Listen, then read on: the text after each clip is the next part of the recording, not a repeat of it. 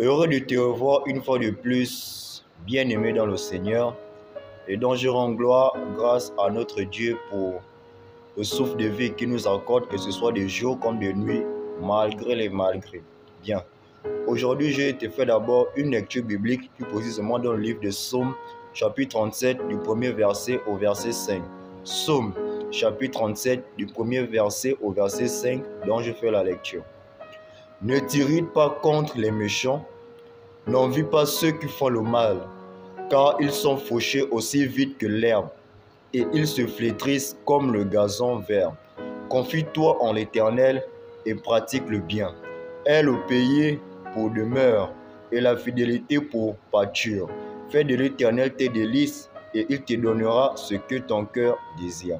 Recommande ton sort à l'Éternel, mets en lui ta confiance et il agira bien.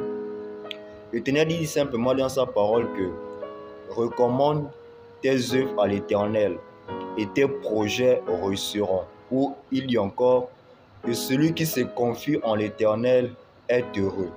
Ou autre encore que maudit soit celui qui se confie en l'homme, mais béni soit celui qui se confie en l'Éternel. Donc, bien-aimé, l'une des meilleures choses ou l'un des meilleurs conseillers afin de pouvoir réussir dans la vie, c'est Jésus-Christ. Avec lui, tu as la réussite absolue. Non à court terme, mais à long terme. Non par la malédiction, mais dans la bénédiction. Surtout lorsque tu le fais aussi pour son intérêt à lui, pour le glorifier et pour l'honorer. Tu verras, c'est ce que tu entreprends réussira. Aussi, cela s'accompagne par des actions de grâce, par des sacrifices, ou ceux qui sont dans les églises, par les dîmes et autres. Parce que aussi dans la vie, il faut toujours savoir qu'on n'a rien sans rien. Bien sûr que Jésus, lui, c'est inconditionnellement même, parce que déjà le souffle de vie qu'il nous donne, c'est l'une des preuves que même si que tu lui donnes des milliards, même si tu lui donnes des maisons, des voitures, pour lui, c'est rien. Parce qu'il lui-même dit d'abord que l'or et l'argent m'appartiennent. C'est pour te faire comprendre que par rapport à ce passage, l'Éternel t'incite que confie-toi en lui. Peu importe ce que tu fais face.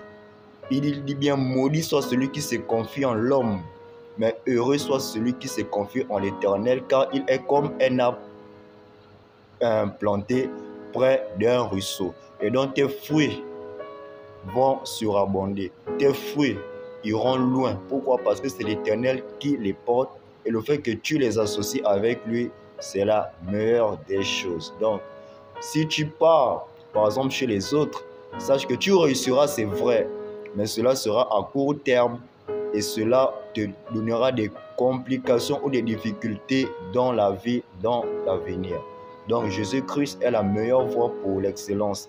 Peu importe ce que tu fais, choisis le camp de Jésus-Christ et tu réussiras.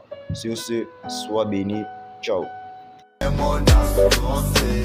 grâce me suffit, Yahweh.